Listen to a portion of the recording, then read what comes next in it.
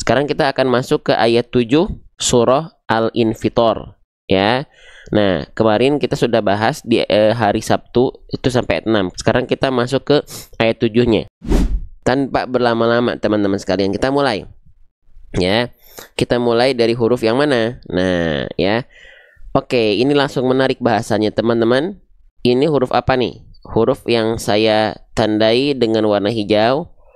Ini huruf apa? Ya, tadi kita baca alladzi. Nah, ini huruf apa ini? Nah, ya, jadi ini masih banyak yang keliru. Oke. Yang jawab ini alif. Ya, siapa yang jawab ini alif? Ini bukan alif, teman-teman sekalian. Ya. Ini bukan alif. Nah, ya. Oke. Jelas ini bukan alif. Ya, ini namanya adalah hamzah wasol. Bang, bukankah alif itu tidak berharokat? Lah kan ini nggak berharokat. Ya, kalau nggak berharokat alif dong. Kenapa jadi tiba-tiba hamzah? Namanya hamzah wasol lagi, saya baru tahu. Misalnya gitu ya. Nah, alif itu tidak mungkin di awal kata. Alif tidak mungkin di awal kalimat. Oke. Jadi kalau teman-teman mendapati ada alif di awal kalimat, atau alif di awal kata, atau bahkan alif di awal ayat, maka itu bukan alif. Tapi ini namanya adalah hamzah wasol. Ya. Hamzah wasol itu memang kalau pakai Al-Quran Indonesia bentuknya sama persis ya, kayak alif ya. Gak ada harokatnya, gak ada apa-apanya di atas ataupun di bawahnya. Nah, tapi maka cara mengetahuinya adalah alif tidak mungkin di awal ayat. Alif tidak mungkin di awal kalimat. Alif tidak mungkin di awal kata. Kalau ada kayak bentuk seperti alif, bentuknya dia sama-sama tidak berharokat. Ya, tapi di awal kata itu namanya hamzah wasol. Apa bedanya sama hamzah yang berharokat? Bukankah hamzah itu berharokat? Kalau hamzah yang dia memiliki harokat, contohnya mana ya? Contohnya, nah, contohnya ini. Nah, ini hamzah. Tapi hamzahnya hamzah qat'i, hamzah kotok karena dia berharokat, memang berharokat. Ada hamzah tapi yang dia tidak berharokat. Letaknya di awal kalimat atau di awal kata atau di awal ayat biasanya itu bukan alif tapi hamzah wasol kalau nggak ada harokatnya, ya. Nah, maaf, hamzah wasol betul. Nah, maka kalau tidak berharokat seperti ini kita bacanya kenapa alladzi, Bang? Kenapa nggak kita baca illadzi? Kenapa nggak kita baca ulladzi? Kan ini nggak ada harokatnya. Kenapa tiba-tiba jadi a? Kenapa jadi fathah? Nah, aturan mainnya seperti ini. Ketika teman-teman mendapati ada hamzah wasol, ya, oke, lalu dia diikuti oleh huruf lam, ya, maka harokatnya pasti fathah. Nah, gitu, ya. Maka harokatnya pasti fathah. Teman-teman sekalian, gak mungkin illadzi, gak mungkin ulladzi. Nah, jadi huruf-huruf yang sering kita sebut dengan alif lam komariah, alif lam syamsiah, hakikat nama ini itu bukan alif sebenarnya, tapi hamzah wasol. Karena ini kan nih al-akrimi, al-karimi itu satu kalimat kan. Nah, kalau ada di awal begini ini bukan alif sebenarnya. Tapi alif lam itu hanya penamaan hukum saja. Tapi kalau kita lihat per hurufnya, ini namanya hamzah wasol sebenarnya. Nah, kalau ini hamzah wasol, harokatnya kalau kita baca penggal begini doang, ini dibaca il-karimi, ul-karimi atau al-karimi, pasti al-karimi karena setelahnya lam. Oke, ya, paham nggak sampai sini? Nah, hamzah wasol ini, jadi kalau dia dibaca jadi awal pelafalan, maka dia dibaca menjadi berharokat. Nah, kalau bingung harokatnya apa, kita bahas sesuai dengan keadaan dulu. Kalau setelahnya adalah lam, maka dia pasti a, pasti fathah. Alladzi. Ini juga sama. Ini hamzah wasol sebenarnya. Setelahnya lam, kalau kita baca dimulai dari sini, maka kita bacanya al-karimi, al-karim, begitu. Nah, spesialnya hamzah wasol ini, ketika dia dia nggak jadi awal baca, misalnya hamzah wasolnya dibaca disambung dengan kalimat sebelumnya, maka hamzah wasol ini nggak dibaca. Makanya ketika wasol disebut hamzah wasol itu ketika wasol dia nggak dibaca. Contoh misalnya Ya, di sini ini kan ada hamzah wasol nih. Nah, kalau kita baca hamzah wasolnya bukan di awal kata atau bukan awal pelafalan, maka dia nggak dibaca. Ma gharraka bi rabbikal karim, yang sering kita sebut dengan alif lam qamariyah. Tapi kalau kita bahas ininya aja, ini bukan alif tapi hamzah wasol namanya. Ya. Oke, sama ini juga kalau misalnya ini awal ayat ke-7 disambung dengan akhir ayat ke-6, maka dia nggak akan dibaca gini. Bi rabbikal karimi alladzi. Enggak, hamzah wasol itu kalau disambung dengan huruf atau kalimat sebelumnya dia jadi hilang. Bi rabbikal karimil ladzi, hilang hamzah wasolnya, jadilah alif lam syamsiah. Paham nggak maksud saya di sini? Itu hamzah wasol namanya. Ya. Kalau alif itu dia selalu berada di tengah kalimat, teman-teman, nggak mungkin di awal kalimat. Contoh, ini alif. Nih, dia tidak berharokat. Alif itu kan tidak berharokat ya, nih alif. Ya, dan dia selalu diikuti fathah, dan dia nggak di awal kalimat, nggak di awal kata. Masya'a itu satu kalimat. Masya'a, sya'a itu satu kalimat. Alifnya di tengah, tuh, bukan jadi awal kalimat. Ya. Oke, Pak Ustadz, kenapa hamzah wasol di depan ayat kadang dibaca il? Mana contohnya? Kalau setelahnya lam itu nggak mungkin il atau ul, tapi al. Pasti a. Nggak mungkin il. Coba cari dulu. Kadang-kadang tuh di ayat yang mana? Ya, oke, sip. Ya. Nah, kita lanjutkan kembali. Maka di sini dibacanya alladzi, uladzi, atau apa? Kalau dia setelahnya lam, pasti alladzi, pasti a, gak mungkin u. Ya. Contoh misalnya kita baca ayat Al-Fatihah. Nih, Al-Fatihah di sini kenapa nggak dibaca Ir-Rahman, Ur-Rahmani, tapi Ar-Rahmani? Kenapa jadi fathah? Kenapa jadi baris atas di sini? Karena setelahnya adalah huruf lam, pasti jadi fathah. Gak mungkin Ir-Rahmani, Ur-Rahmani, tapi Ar-Rahmani. Gitu teman-teman, ya. Oke, sip, ya. Nah, jadi itu namanya hamzah wasol, bukan a, bukan alif. Alif itu gak mungkin di awal kalimat, di awal kata, atau di awal ayat, kecuali pada huruf-huruf misalnya surah Al-Baqarah. Beberapa ayat awal ayatnya, ayat pertamanya itu alif, tapi dibacanya bukan a, i, u, tapi alif. Alif lam mim, alif namanya huruf-huruf muqatta'ah. Ayat-ayat fawatihus suwar, pembuka surat. Oke, lanjut. Nah, ini namanya hamzah wasol. Ya. Nah, jadi karena di awal kalimat kita harus kasih harokat. Lihat, kalau setelahnya lam, oh berarti fathah. Kalau bukan lam, kita gak akan bahas sekarang. Nanti kita bahas kalau ada contoh ayatnya, biar nggak numpuk semuanya. Ya, bahas sesuai dengan keadaan. Paham sampai sini? Kita baca tidak illadzi, tidak ulladzi, tapi kita baca alladzi. Ya. Lanjutkan lagi. Sekarang kita masuk ke huruf lam. Nah, ketika dia tidak berharokat, nama huruf ini adalah huruf lam. Jadi jangan sampai ada yang bilang huruf la. Bagaimana cara melafalkan huruf lam? Nah, kalau teman-teman melafalkan huruf lam, siapa yang masih beranggapan lam itu seplek ketiplek sama banget kayak huruf L pada abjad alfabet? Jika teman-teman berpikiran seperti itu, maka itu kurang tepat. Kenapa? Karena belum tentu lam hijaiyah itu sama dengan L alfabet kita. Ya. Oke. Nah, sekarang teman-teman sekalian, izin ya. Nah, sekarang teman-teman izin. Nah, izin ya. Oke, sebentar. Nih, apabila teman-teman melafalkan huruf L, ya. Apabila teman-teman melafalkan huruf L abjad alfabetnya seperti ini, lihat. Ini ceritanya adalah ujung lidah kita. Nah, apabila teman-teman melafalkan huruf L pada abjad alfabet hanya menyentuhkan bagian ujung akhir lidahnya doang, betul-betul ujung lidahnya saja di sini, yang ininya doang. Contoh pelafalnya begini, al. Nah, hanya ujung akhir lidahnya doang. Maka apabila L alfabet teman-teman seperti itu, lalu teman-teman serupakan dengan lam hijaiyah, lamnya keliru. Karena lam itu tak cukup hanya menyentuhkan bagian ujung akhir lidah saja, teman-teman. Seperti yang tadi saya contohkan.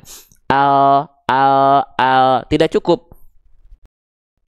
Tidak cukup ujung lidah saja. Lantas seperti apa huruf lam ini dilafalkan? Nah, perhatikan. Huruf lam itu dilafalkan dari tepi lidah. Perhatikan pulpen ajaib saya. Huruf lam itu dilafalkan dari tepi lidah bagian depan yang kiri di sini, menyusur sampai ke ujung lidah, dan tepi lidah bagian depan yang kanan, ya, yang ini, menyusur sampai ke ujung lidah, disentuhkan ke langit-langit bagian depan. Jadi persentuhan lidahnya itu yang ini. Walamu adnaha, ya, limun tahaha. Oke? Jadi bukan cuman ujungnya doang. Bukan al, tapi allazi wailul likulli humazatil. Bukan bukan cuman ujung akhir lidahnya saja, ya. Tapi tepi lidah bagian depan kiri dan kanan keduanya menyusur sampai ke ujung lidah, disentuhkan ke langit-langit depan. Ya. Nah, dipraktekkan. Oke, berarti bukan Allah tapi Allah. Dari segi bunyi pun kalau kita dilafalkan dengan L, Allah dengan Allah beda. Oke. Lanjutkan lagi ya. Nah, sekarang silamnya ini berharokat baris atas. Sret. Jika kita mendapati teman-teman sekalian di atas huruf hijaiyah terdapat baris atas seperti ini namanya harokat fathah. Nah, jadi buat teman-teman yang baru belajar, sambil belajar nama harokatnya. Namanya adalah harokat fathah. Oke, maka huruf hijaiyah apapun ketika dia berharokat fathah, dia mesti dibaca dengan vokal A. Basicnya dia dibaca dengan vokal A, tidak dengan vokal yang lain. Maka lamnya di sini tentu kita baca tidak ali, tidak alu, tapi dia mesti dibaca dengan vokal A menjadi Allah. Karena harokatnya fathah, gitu. Harokatnya baris atas. Nah, ketika kita mendapati ada huruf berharokat fathah dibaca dengan vokal A, maka dia termasuk ke dalam huruf yang karakter pelafalannya adalah tipis. Oke, pahami pelan-pelan. Ketika kita mendapati ada huruf hijaiyah yang berharokat fathah, ya clear ya, berharokat baris atas atau fathah, lalu dia dibaca dengan vokal A, ya, maka dia termasuk ke dalam huruf yang tipis. Kalau huruf tebal, ketika fathah, emang bunyi vokalnya tidak menjadi bunyi vokal A, Bang. Kalau huruf tebal, ketika fathah, dia tidak menjadi bunyi vokal A. Tapi huruf tebal itu terdengar kadar tebalnya karena dia terdengar seperti bunyi vokal O. Ya, dia terdengar seperti bunyi vokal O. Contohnya misalnya huruf sod. Huruf sod itu termasuk ke dalam huruf yang tebal. Ketika huruf sod dia berharokat baris atas, maka dia dibaca tidak so tapi so. Terdengar seperti vokal O. Kenapa? Karena dia termasuk ke dalam huruf yang tebal. Contoh, huruf-huruf tebal tuh misalnya, pokoknya kalau ada huruf berharokat fathah, lalu kita dengar dan kita lafalkan seperti vokal O, tandanya dia adalah huruf yang tebal. So, ini ya.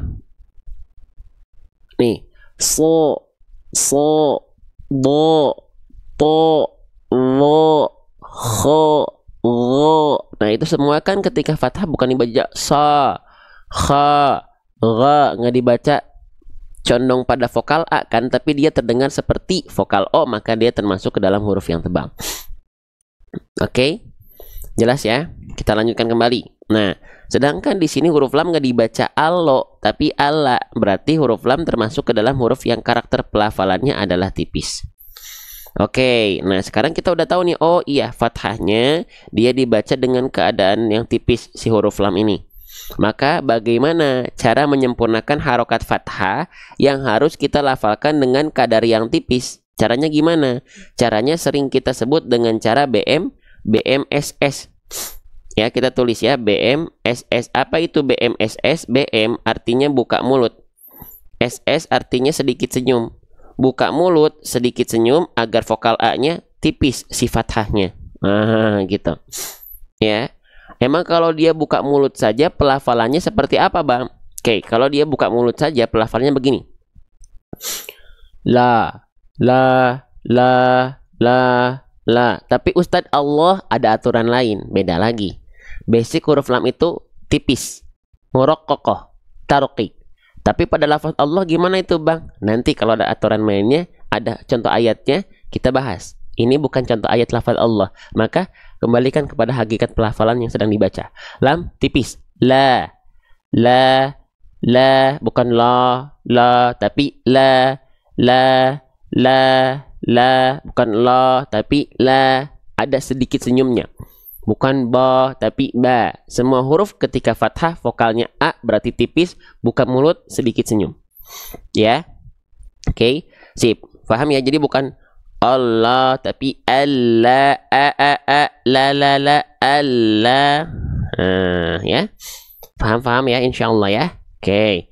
Selanjutnya teman-teman, lamnya di sini dia di atasnya ada tanda seperti burung terbalik. Ini namanya tanda apa?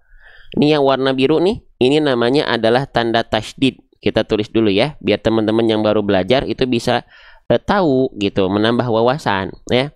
Tasydid. Nah, huruf yang bertasydid ini ya ada yang bilang juga sabdu. Bebas teman-teman mau bilangnya apa ya. Kalau saya bilangnya biasanya tasydid. Nah, apabila ada huruf yang bertasydid, maka bagaimana cara pelafalannya? Dia harus dibaca ditekan. Huruf yang bertasydid itu harus dibaca ditekan.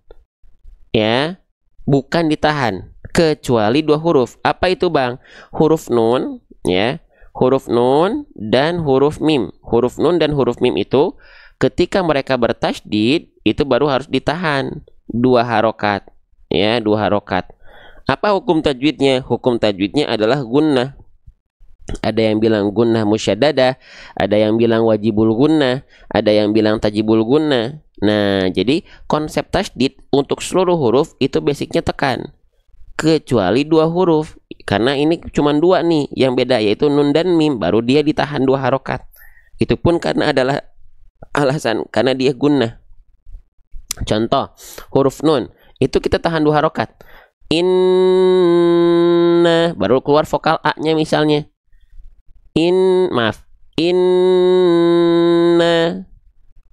amma ya, inni ya, apalagi mimma, baru keluar mimnya ya, vokalnya. Tapi kalau lam nggak dibaca Allah, kelamaan sohibku ya, dia cukup ditekan saja Allah, Allah, bukan Allah. Paham gak sampai sini ya? Hanya nun dan mim yang ditahan 2 harokat ketika bertasydid, beres karena ada hukum tajwid namanya gunnah. Paham ya? Cukup ditekan. Allah, Allah, enggak Allah, salah ya. Oke, sip. Lanjut lagi. Bisa difahami apa yang saya sampaikan? Bisa ya, insya Allah ya. Lanjut. Nah, selanjutnya ini banyak huruf yang menarik nih pagi ini, seru nih. Ini huruf ada apa teman-teman? Kayak huruf dal tapi ada titik satunya di atas. Maka jangan ketukar sama huruf dal. Ini namanya huruf zal. Kita tulis kenalan dengan nama hurufnya, kenalan dengan pelafalannya ya. Nah, makanya kita sepelan ini belajarnya karena apa? Karena kita bukan hanya ingin menuntun teman-teman lancar. Banyak hari ini yang bacaannya lancar tapi tidak disempurnakan dengan kaidah-kaidah pelafalan. Ya, yuk lanjut. Ini namanya adalah huruf zal. Bagaimana cara melafalkan huruf zal? Nah, sebelum ke sana, saya pengen menyampaikan fun fact dulu nih teman-teman. Ada setidaknya 4 hal ya yang teman-teman harus perhatikan ketika melafalkan huruf zal. Kesalahan 1, 2, 3 itu kesalahan besar pada huruf zal yang sering kali dilafalkan. Ya. Oke, nih perhatikan teman-teman sekalian. Huruf zal yang pertama jangan sampai tertukar menjadi huruf dal. Ini kesalahan besar pertama. Banyak orang melafalkannya gini. Alladi. Alladi. Nah, jadi huruf dal. Nah, kenapa huruf dal ini banyak orang seringkali tertukar dengan huruf dal? Karena bentuk huruf dal dengan dal sama. Cuman beda di titik. Nah, maka biasanya huruf dal dan huruf dal tertukar itu karena bentuknya hampir sama. Jadi salahnya dari mempersepsikan bentuk. Oh, ini dal, oh ini zal. Akhirnya ke pelafalan salah. Padahal dari segi pelafalan mereka berbeda. Dari bunyi mereka berbeda.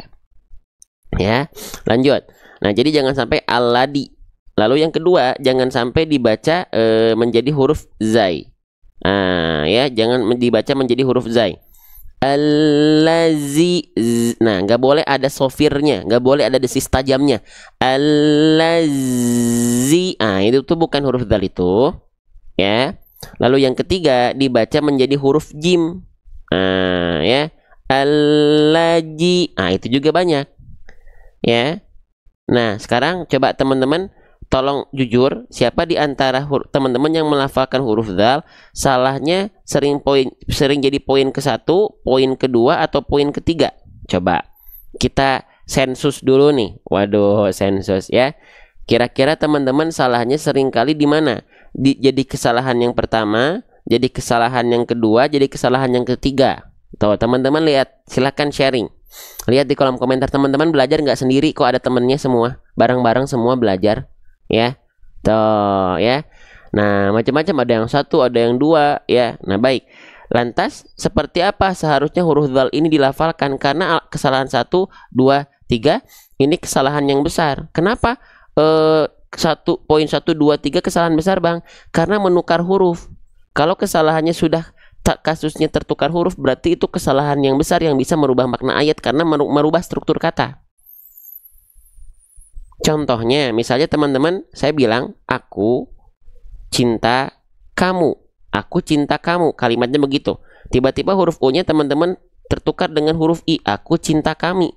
Walaupun maknanya jadi tidak negatif, tapi tetap jadi rancu maknanya. Aku cinta kamu berubah jadi aku cinta kami. Maksudnya seperti apa? Rancu lah maknanya nanti. Nah, gitu ya. Maka seperti apa seharusnya huruf dal ini dilafalkan? Oke, siapa di antara teman-teman yang masih menganggap dal itu ujung lidahnya dikeluarin sedikit, kayak digigit? Ayo, siapa yang sempat diajarin atau teman-teman yang belajar kalau melafalkan huruf dal itu ujung lidahnya kayak dikeluarin sedikit ya, nongol sedikit ya, kayak digigit ya, seperti digigit ya? Siapa? Nah, fahami sesuai dengan kaidah. Bukan hanya ngelel, bukan hanya, bahkan ada yang melafalkan betul-betul digigit. Yang keliru itu kalau kita menganggap dal dilafalkan betul-betul digigit. Dal memang seperti digigit, tapi sekarang saya tidak pernah lagi menggunakan analogi digigit. Kenapa?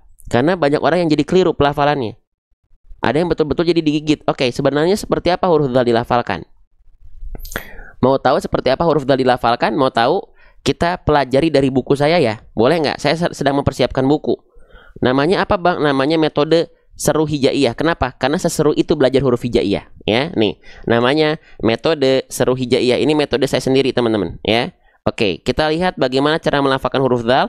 Dal itu makhrajnya dari mana? Dari al-lisan. Oke, berarti ada di sini huruf dal. Halaman berapa huruf dal nih? Halaman 93.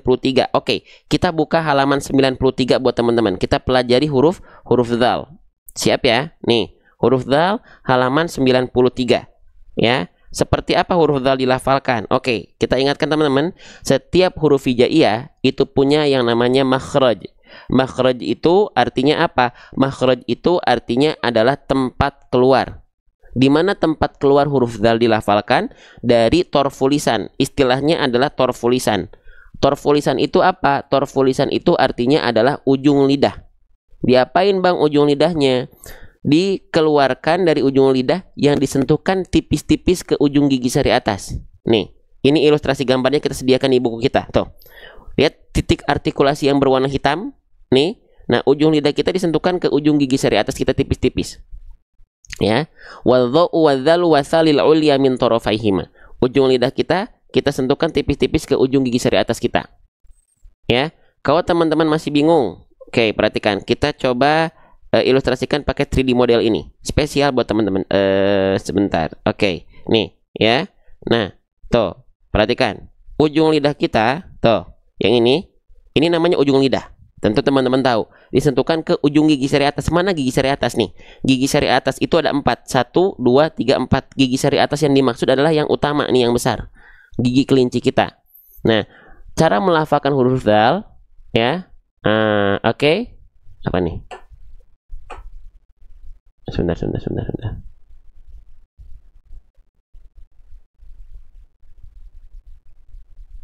Begini nih. Orang kalau belajar agama cuma masalah masuk akal doang, sedangkan akal kita rendah, itu jadinya gak masuk, ya. Oke. Sip. Kita blokir dulu orang-orang seperti itu nih, ya. Oke, perhatikan. Nah, huruf dzal, perhatikan. Nih, ya. Huruf dzal itu ujung lidahnya disentuhkan ke ujung gigi sari atas kita tipis-tipis.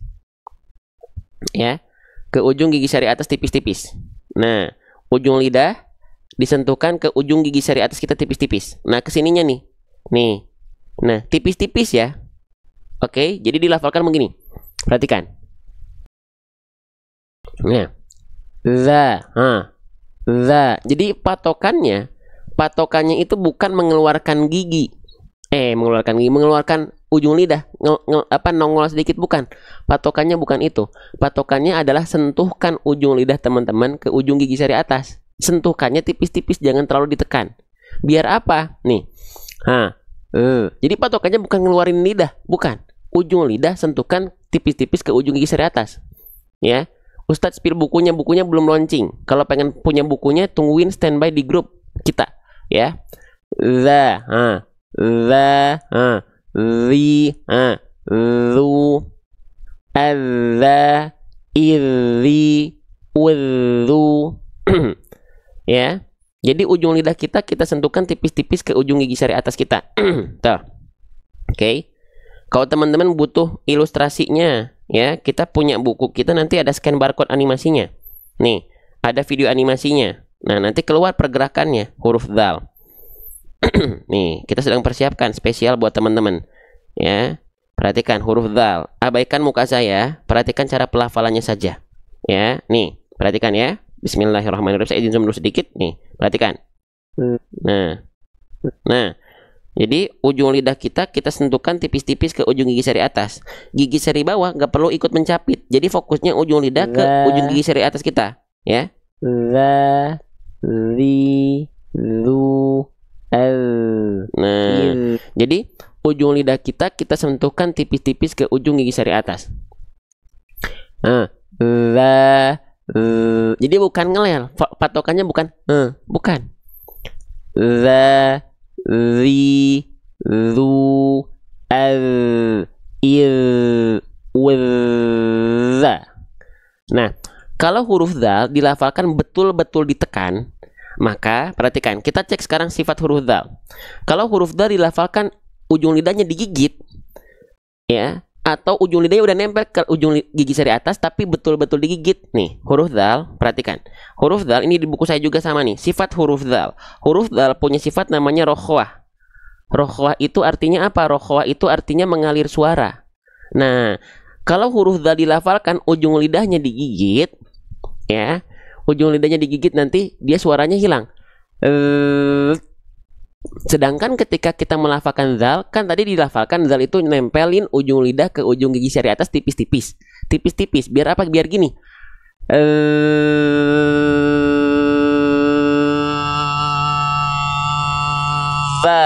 Ngalir suaranya. Azzi. Kalau dia terlalu ditekan gini ya. Suaranya alirannya aneh. Adza, enggak, tapi adza. Jadi disentuhkan ringan tipis-tipis saja. Ya. Yang pengen punya buku ini, tantangannya teman-teman harus nungguin sampai akhir. Karena informasi buku kita launchingnya kapan hanya di grup, sedangkan pengarahan ke grup hanya di akhir sesi saja. Di ujung, mungkin masih lama sekitar pukul 8. Oh ya udah Bang, saya nanti kesini lagi jam 8 aja. Iya, kalau masih belajar. Kalau ternyata udah selesai lebih cepat, teman-teman gak masuk ke dalam grup, maka tungguin sampai akhir. Kenapa nggak sekarang? Sekarang lagi fokus belajar. Ya, grupnya mana Bang? Tungguin sampai akhir. Kita nggak akan sampaikan sekarang. Ya, kalau kita arahkan teman-teman sekarang ke grup, itu riskan kena pelanggaran karena mengarahkan teman-teman keluar tok-tok. Ya, lanjut. Oke, jadi huruf dzal itu karena dia punya sifat rokhwah, mengalir suara, maka dialirkan suaranya ketika ujung lidahnya disentuhkan ke ujung gigi sari atas kita. Azza, azzi, azzu, gitu. Jelas? Paham ya? Oke, nih. Maka ketika kita baca alladzi, jangan alladzi, tapi alladzi, za, gitu. Ya, itu untuk huruf dzal teman-teman sekalian, ya, gitu. Lanjut, ya, sip, kita lanjutkan. Nah, huruf dzalnya, ini kita hapus dulu, ini kita pindahkan ke atas dulu. Oke. Nah, selanjutnya teman-teman, huruf dzalnya di sini dia berharokat baris bawah. Huruf hijaiyah apapun yang dia berharokat baris bawah itu namanya adalah harokat apa? Namanya adalah harokat kasroh. Saya izin tulis ya. Namanya adalah harokat kasroh. Huruf hijaiyah apapun yang dia berharokat baris bawah atau kasroh, maka basicnya dia dibaca dengan vokal i. Oke, maka huruf dzalnya di sini gak kita baca malah dihapus lagi ya. Gak kita baca zal, gak kita baca za, gak kita baca zu. Tapi mesti kita baca dengan vokal i. Karena apa? Itu tadi, karena ada di bawahnya ada baris bawah. Namanya harokat kasroh gitu. Itu semudah itu belajar. Ya, pelan-pelan aja. Maka kita baca bukan alladza, bukan alladzu, tapi alladzi gitu. Beres. Nah, pelafalan vokal i-nya kita udah tahu karena dia berharokat kasroh. Sekarang tinggal penyempurnaan harokat kasrohnya. Nah, jadi gini teman-teman, basic harokat dalam ngaji ada berapa? Basic harokat dalam ngaji itu ada 3 ya. Ada fathah, ada dhammah, ada kasroh. Nah, setiap harokat itu punya aturan khusus. Namanya itmamul harokat. Tuh, ada yang baru pertama kali dengar? Itmamul harokat. Apa itu itmamul harokat? Itmamul harokat artinya adalah kesempurnaan harokat. Nah, kesempurnaan harokat ini kita pelajari biar apa? Biar kita ngajinya artikulasinya jelas. Artikulasinya jelas, tidak seperti orang yang sedang bergumam, tidak seperti orang yang sedang kumur-kumur. Hah? Emang ada ya bang? Ngaji tapi kayak seperti kumur-kumur, nggak jelas? Oh ada. Contohnya mana? Contohnya begini. Ini contoh orang yang tidak tersempurnakan itmamul harokatnya. A'udzu billahi minasy syaithanir rajim. Bismillahirrahmanirrahim. Alhamdulillahi rabbil alamin. Arrahmanir rahim. Maliki yaumiddin.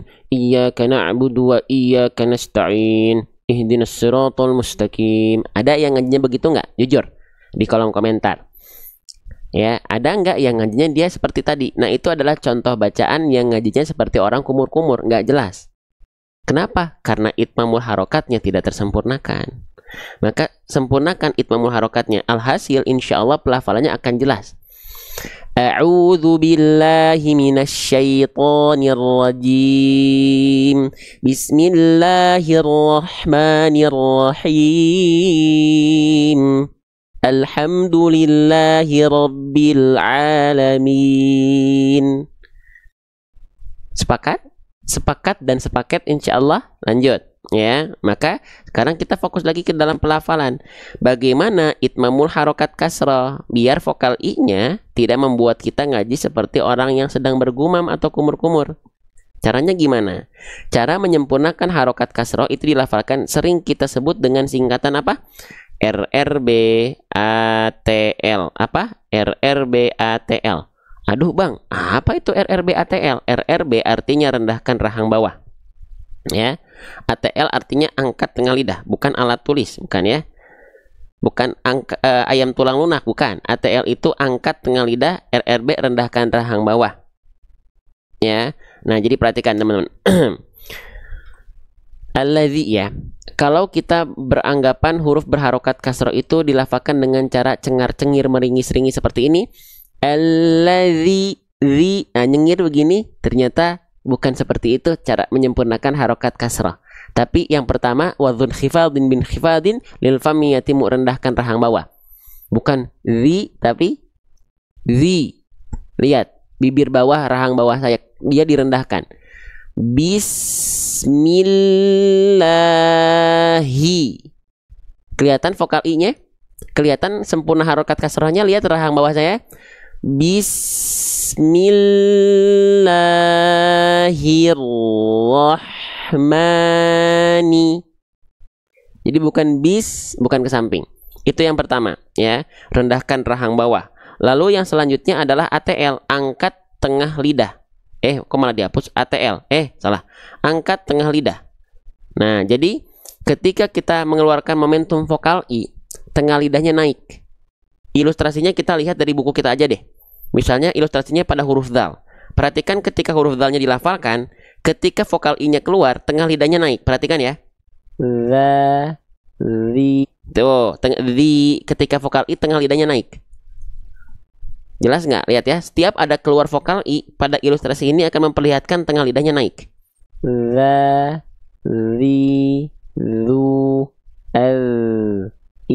Oh, ketika I-nya naik dulu. Tuh, I-nya naik pasti. Ya, Bang, kenapa kalau misalnya ketika kita melafalkan huruf berharokat kasroh tengah lidahnya gak naik? Emang kenapa? Cobain aja. Kalau tengah lidahnya gak naik, bunyi vokal yang keluar vokal apa? Cobain aja. Lafalkan vokal I tapi tengah lidahnya gak naik. Cobain.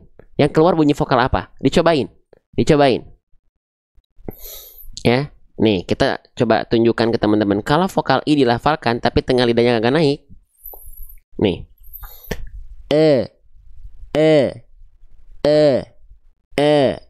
keluarnya nggak akan ada vokal I.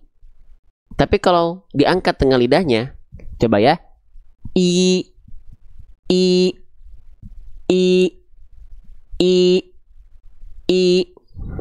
Terlihat apa bedanya? Terlihat ya.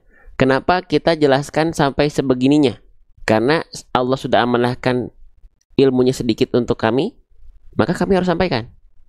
Bukan hanya mengejar teman-teman dari segi hasil lancar. Allah tidak memerintahkan kita untuk baca Quran lancar dulu, tapi tartil dulu, ya. Nah, tartil itu apa?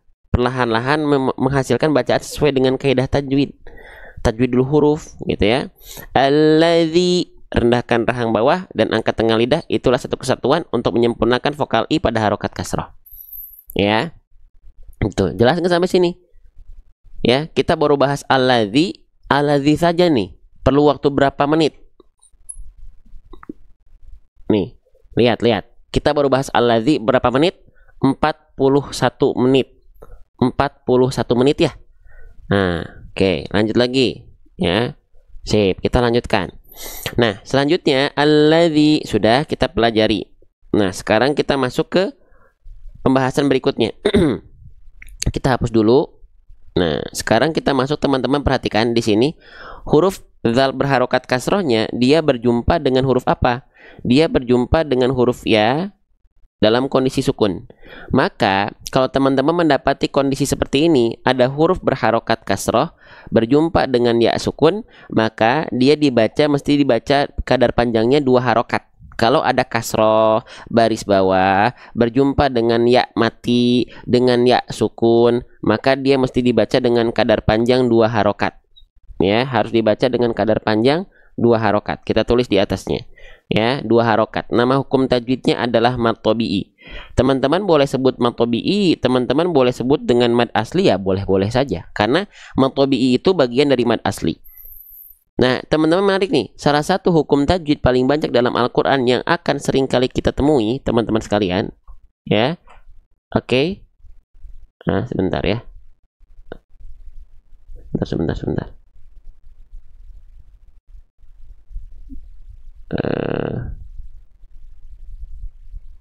Oke. Salah satu hukum pagi ini kita lupa ya, nggak ada talaki dulu sebentar ya. Oke, saya lupa tadi nggak ngerekam soalnya. Oke. Salah satu hukum tajwid yang paling banyak dalam Al-Quran yang akan sering kali kita temui adalah mad tabi'i. Maka teman-teman harus tahu keadaan basic mad tabi'i itu apa saja. Keadaan basic mad tabi'i itu ada 3. Apa aja? Ada kasroh ketemu ya sukun, itu satu. Yang kedua apa? Ada fathah, ada dhammah. Kalau fathah ketemu sama alif baru dia jadi mad tabi'i. Kalau dhammah dia berjumpa dengan waw sukun baru dia jadi mad tabi'i. Berarti ada berapa? Ada 3. Ya, ada 3 teman-teman sekalian. Alladzi. Nah, oke.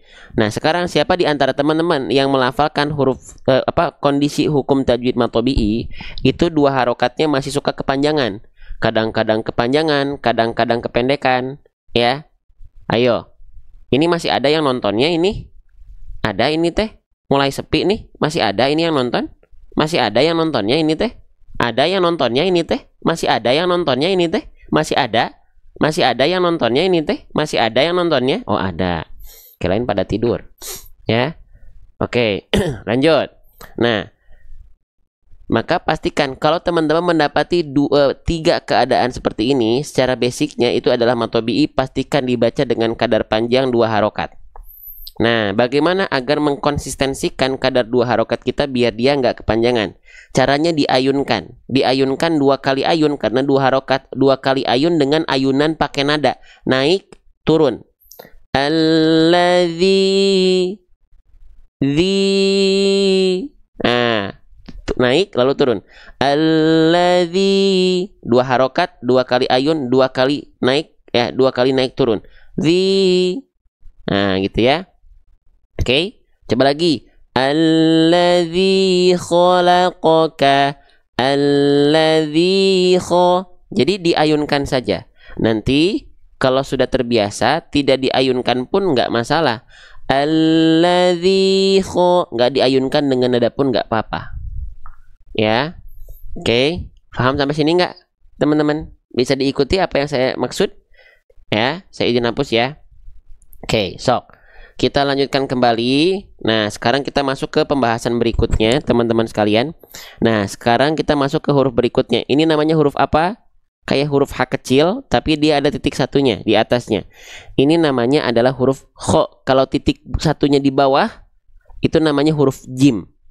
Kalau nggak ada titiknya, dua-duanya di atas dan di bawah nggak ada, jadinya H. Oke, jangan tertukar nih. Ya, cuman beda titik aja soalnya. Ini namanya adalah huruf kho. Ketika dia tidak berharokat, namanya adalah huruf kho, teman-teman sekalian. Oke, bagaimana cara melafalkan huruf kho ini? Cara melafalkan huruf kho ini seperti apa? Oke, kita kenalan bagaimana cara melafalkan huruf kho, ya. Nih, huruf kho, toh, ya. Nah, ini modul saya yang lama. Kita ganti nanti modulnya jadi pakai ini, toh. Ini modul dengan layout terbaru. Mohon ditunggu ya, teman-teman sekalian kalau pengen punya. Nih, kho. Kho itu dilafalkan makhrajnya. Setiap huruf hijaiyah itu punya yang namanya makhraj. Makhraj itu artinya adalah tempat keluar. Di mana tempat keluar dari huruf kho? Nih, huruf kho dilafalkan istilahnya adalah dari adnal halqi. Apa itu adnal halqi? Adnal halqi itu adalah ujung tenggorokan atau tenggorokan paling atas atau paling luar. Yang mana, Bang? Geser. Ya. Nah, jadi dari segi makhraj itu tenggorokan tuh ada 3 bagian. Ada tenggorokan paling bawah disebut dengan pangkal tenggorokan, ada tengah tenggorokan, ada ujung tenggorokan, tenggorokan paling luar. Nah, huruf kho dilafalkan bukan dari sini, bukan dari sini, tapi dari sini. Ya, dari ujung tenggorokan. Kho, khi, khu, bakh, bakh. Nah, dari sini. Ya. Nah, kalau teman-teman tepat melafalkan huruf kho dari sini, dia akan mengalirkan nafas. Ya, nama sifatnya hams, mahmus suha, fahathahu syakhsun sakat. Aliran nafas yang mengalir karakternya seperti dengkuran. Seperti mendengkur. Seperti mendengkur. Bukan betul-betul ngorok ya. Bukan betul-betul ngorok. Kho, nggak gitu juga. Kho, biasa aja. Kho, khi, khu. Bahkan ada yang mengatakan dia nggak boleh ada ngoroknya. Betul atau betul? Betul. Tapi jangan salahkan kalau dia ada ngorok sedikitnya. Kenapa? Karena juga ada yang begitu. Yang nggak boleh itu berlebihan ngoroknya. Apalagi setelah melafalkan huruf kho teman-teman tertidur. Nah, itu apalagi. Ya. Sambil ngorok itu nggak. Kho. Kalau dia nggak pakai nggak ada karakter dengkurannya seperti ini. Kho, kho, kho, kho. Ada yang begitu, ada. Tapi yang guru kami ajarkan kepada kami itu tetap ada dengkurannya sedikit.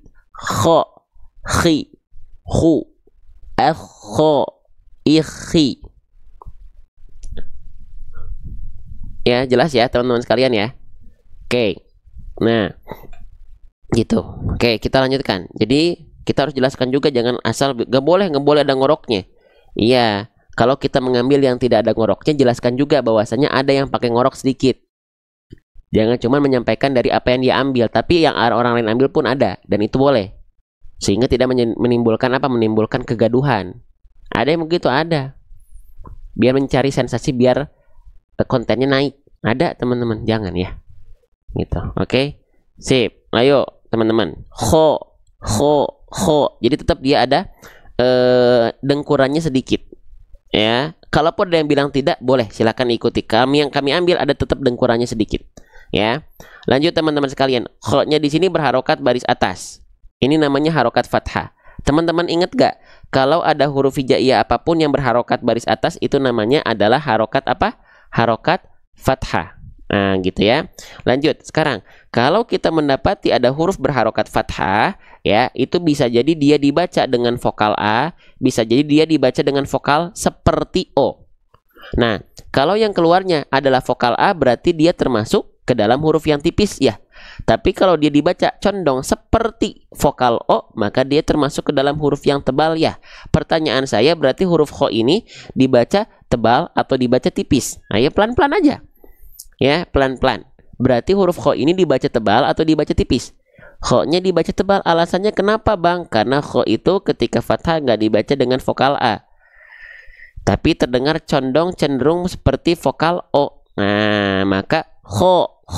Alasannya kenapa jadi vokal O? Karena dia termasuk ke dalam karakter pelafalan yang mufahkhomah atau tafkhim, tebal. Ya, oke. Jelas. Nah, gitu ya. Oke, Bang, tapi pertanyaannya kenapa sih huruf tebal itu ketika dia berharokat fathah, kenapa nggak dibaca samain aja jadi vokal A, Bang? Kha. Kenapa jadi vokal O? Kho. Kenapa coba? Karena huruf tebal itu memiliki sifat yang akan selalu menyertai pelafalan keadaan tebal itu adalah sifat namanya isti'la. Ya. Oke, isti'la. Kalau teman-teman nganggap ini ribet, berarti teman-teman pengen serba instan. Kalau teman-teman menganggap pembelajaran seperti ini adalah seru, berarti teman-teman mau berproses dan berprogres, bersabar dalam belajar. Ya, oke. Kalau saya jelaskan seperti ini, ribet, seru, atau nggak penting, boleh komen. Ya, seru, ribet, atau nggak penting. Seru, makanya kenapa buku saya namakan dengan metode seru hijaiyah. Karena seseru itu belajar huruf hijaiyah, ya. Oke? Sip, ya. Sip. Nah, jadi kenapa huruf tebal itu ketika dia berharokat fathah bunyi vokalnya O tidak A? Karena dia punya sifat isti'la. Ya. Apa itu isti'la? Isti'la itu artinya PLN. Aduh, Bang, kenapa perusahaan listrik negara dibawa-bawa ke sini? PLN di sini maksudnya bukan perusahaan listrik negara, tapi pangkal lidah naik. Mana yang disebut dengan pangkal lidah? Oke, perhatikan. Yang disebut dengan pangkal lidah, nih ya, kita perlihatkan pakai sebentar. Nih ya, pangkal lidah. Nah, nih. Ini lidah kita ceritanya nih. Ini ujung lidah, ini tengah lidah. Nah, pangkal lidah tuh yang bagian mana? Pangkal lidah tuh bagian ini nih, bagian terdalam lidah kita. Kalau ini kan udah masuk nanti ke tenggorokan nih. Kalau ke bawah itu udah masuk ke kerongkongan. Nah, pangkal lidah tuh bagian ini, perbatasan dengan ujung tenggorokan di sini. Nah, ya. Nah, ini pangkal lidah, lidah terdalam kita. Oke. Nah, huruf kho itu karena dia termasuk ke dalam huruf yang tebal, pangkal lidahnya nggak datar kayak begini. Kalau ini kan di ilustrasi 3D modelnya dia pangkal lidahnya rendah ya, terhampar ya, nggak naik ya. Ini untuk huruf tipis. Huruf tipis itu kenapa ketika fathah bunyi vokal A-nya tetap clear jadi vokal A? Karena pangkal lidahnya nggak naik, tapi di bawah. Ya, mantap Pak Ustadz. Ada bikin pusing tapi jadi paham. Karena pusingnya teman-teman berpahala. Dan teman-teman bersabar, ada rasa pusing tapi teman-teman sabar, tetap belajar, pahala. Jadi Allah turunkan pemahaman. Dimanapun teman-teman tempat belajar teman-teman, ya, kalau teman-teman ada rasa sabarnya, karena salah satu modal dalam belajar adalah sabar. Teman-teman, ada guru kami ketika beliau mengambil sanad bacaan yang sampai bacanya tersambung sampai ke Rasulullah, itu perlu waktu sekitar 10-20 tahun. Sempat beliau pergi ke daerah kampusnya di Al-Azhar Kairo, pergi ke daerah gurunya yang jaraknya jauh. Ketika datang, bukan langsung latihan, disuruh pulang lagi. Bukan pengen ngerjain santrinya, bukan. Kalau santrinya dia belajar dengan sabar, ada hikmah di dalamnya. Begitu. Ya, tapi bukan berarti kita harus begitu, bukan. Tapi ini ada hikmah ibroh yang bisa kita ambil. Ya, sip. Jadi huruf tebal itu pangkal lidahnya tidak terhampar begini, tapi dia naik mengarah ke langit-langit. Jadi si pangkal lidahnya nggak terhampar seperti ini, tapi dia naik mengarah ke langit-langit. Nah, karena pangkal lidah naik, itulah yang membuat vokal fathah pada huruf tebal terdengar seperti tidak O tapi A, karena ketika momentum vokal A mau keluar, pangkal lidahnya nongkrong di atas naik, maka jadinya O. Jadi sebenarnya vokalnya bukan O yang jelas ho, bukan, tapi ho. Ini bunyi vokalnya ini ho. Apakah itu vokal O? Bukan juga sih, tapi kita analogikan seperti vokal O. Alladzi khalaqaka. Ho tebal, ko tebal, khalaqaka. Nah, ya, paham? Jelas? Teman-teman tolong aminkan dulu, saya lupa ya, mengaminkan untuk teman-teman ya. Ya Allah, 1000 orang lebih yang hari ini belajar, Allah amanahkan pada Room Live ngaji ini. Ya Allah, berikanlah kemudahan dalam segala aktivitasnya ya Allah. Yang sudah meluangkan kuota pikiran, tenaga, waktunya untuk Quran pagi ini ya Allah, maka segala bentuk hajat dan keinginannya dan aktivitasnya hari ini ya Allah, berikanlah keberkahan dalam kehidupannya atas wasilah Quran. Tapi ya Allah, kami mohon ya Allah, yang sudah berjuang di antara 1.700 orang, ternyata ada sebagian kecilnya, setengahnya, nggak lebih dari setengahnya, di pojok kanan bawah sudah ikut share ya Allah, sudah ikut bantu tap-tap layar ya Allah. Maka berikanlah hal yang sangat istimewa yang lebih dibanding yang lain, karena bergeraknya lebih, ikut mensyiarkan agamamu ini ya Allah. Maka berikanlah pahala-pahala yang berlebih untuk teman-teman yang sudah share dan tap-tap layar. Barakallahu fikum ya. Karena kita akan dihisab sesuai dengan apa yang kita perjuangkan, yang kita amalkan. Oke, lanjut. Khalaqaka, gitu ya. Jadi vokal O ini dihasilkan karena dia isti'la, pangkal lidah naik. Jadi bukan karena MM. Ya, vokal O-nya di sini dihasilkan bukan karena MM, bukan karena MM, monyong mulutnya, muncung mulutnya, mencucu mulutnya. Contohnya begini. Alladzi khalaqaka. Vokal O-nya bukan karena monyongin mulut. Mulut kita cukup dibuka saja. Yang membuat vokal O itu terjadi karena pangkal lidah kita diangkat. Alladzi khalaqaka. Kalau dia vokalnya A, dia sambil senyum buka mulutnya. Kalau huruf tebal dia nggak pakai senyum. Alladzi khalaqaka. Bisa dibedakan? Khalaqaka fasaw. Kho-nya tebal ya, dan nanti lamnya tipis, qafnya tebal, kafnya tipis. Khalaqaka. Jangan jadi khalaqaka, semuanya jadi tebal. Ya, paham sampai sini? Jelas sampai sini? Oke, masya Allah ya. Baik, kita lanjutkan kembali teman-teman sekalian. Oke, nah ketemu lagi nih. Kita cukupkan dulu sampai sini ya. Boleh? Sekarang saya pengen mengajak teman-teman baca dulu, terus kita fokus di hukum tajwid. Kan dari tadi fokusnya di huruf terus ya. Boleh nggak fokus di hukum tajwid? Tapi kita baca dulu ayatnya. Nanti kita lanjutkan sisanya laqoka dan seterusnya di malam hari. Yuk kita baca bareng-bareng dulu teman-teman sekalian. Saya izin dulu. Bismillahirrahmanirrahim. Alladzi khalaqaka fasawwaka fa'adalak. Alladzi khalaqaka fasawwaka fa'adalak. Sekarang contoh pelafalannya. Alladzi khalaqaka fasawwaka fa'adalak. Satu kali lagi perhatikan pelafalannya. Kita baca slow motion. Alladzi khalaqaka fasawwaka fa'adalak. Masya Allah. Lanjut. Sekarang kita akan berfokus ke hukum tajwid. Tadi kita fokusnya bahasannya huruf. Sekarang kita akan fokus ke pembahasan hukum tajwid. Oke. Kita akan coba cari. Nah, di sini ya. Oke, kita bahas yang mana ya? Oke deh. Sip. Siap, masih ada semangatnya? Masih mau belajar nggak? Kita lanjutkan lagi, tapi fokus di hukum tajwid.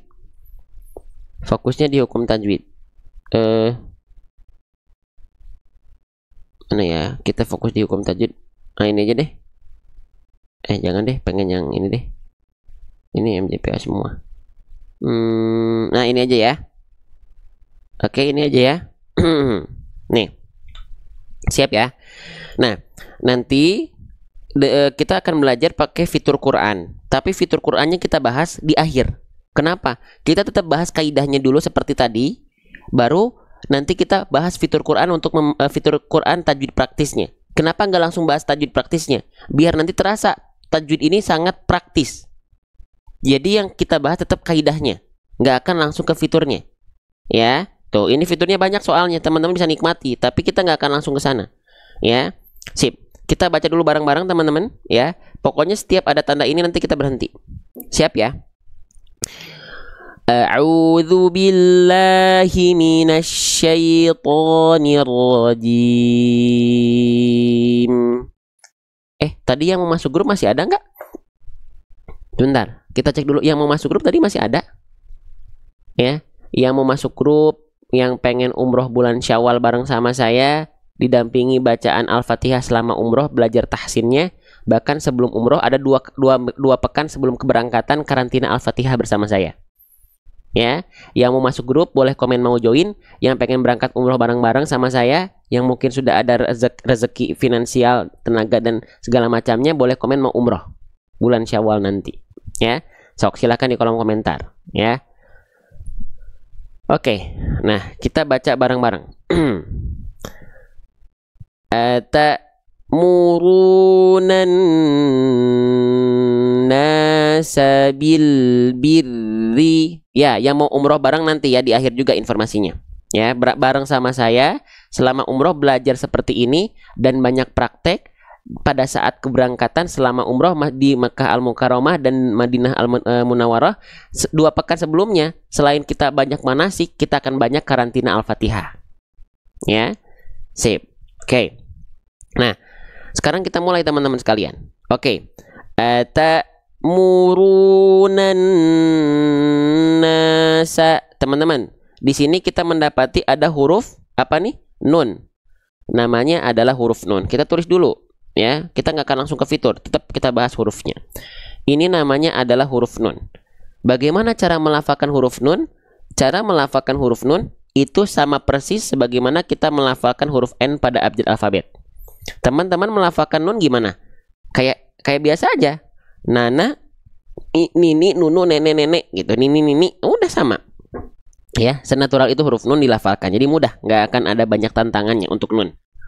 Ya, namun kita lihat nunnya di sini, dia di atasnya ada tanda tasydid. Ini namanya adalah tanda tasydid. Oke, kita tandai dulu ya. Namanya adalah, kalau teman-teman mendapati ada tanda burung terbalik seperti itu namanya adalah tanda tasydid. Nah, berarti di sini nunnya bertasydid. Ya, nunnya bertasydid. Maka ketika nun bertasydid dia punya hukum. Nah, pelan-pelan. Hukumnya namanya gunnah.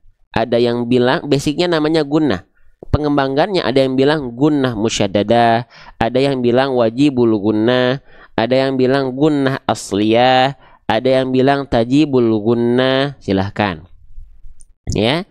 Oke, tapi basicnya dia gunnah. Bang, maksudnya gunnah itu apa? Maksudnya gunnah itu bacaannya harus dibaca dengan bukan dengki, dengung. Ya. Nah, jadi gunnah itu artinya dengung. Oke. Nah, berarti ketika melafalkan anna, ketika annya itu ketika bertasydid dia dengung. Dengung dia, dengung. Nah, Bang, maksudnya dengung itu gimana sih? Maksudnya yang dimaksud dengan suara dengung itu gimana? Suara dengung itu adalah suara-suara yang dia masuk ke dalam rongga hidung kita. Ini namanya rongga hidung. Rongga hidung. Ke sini masuk ke dalam. Ke rongga hidung, ke pangkal hidung. Nama istilahnya adalah Ustadz, afwan biaya umroh bulan Syawal, masuk ke dalam grup dulu. Infonya nanti detailnya kita kabarkan awal Januari. Masuk ke dalam grup. Nanti tunggu sampai akhir ya. Kayak yang mau info detail berangkat umroh bareng sama saya. Ketemu langsung ya. Oke. Kembali lagi. Jadi bagaimana cara memastikan bahwasannya nun bertasydid kita itu dengung? Caranya kita tahan dulu bunyi an-nya.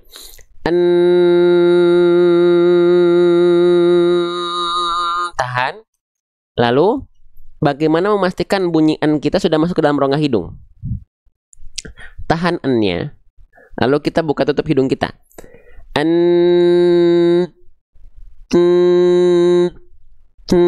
kalau ketika dibuka tutup suaranya hilang, maka dia gunahnya tingkatan paling tinggi.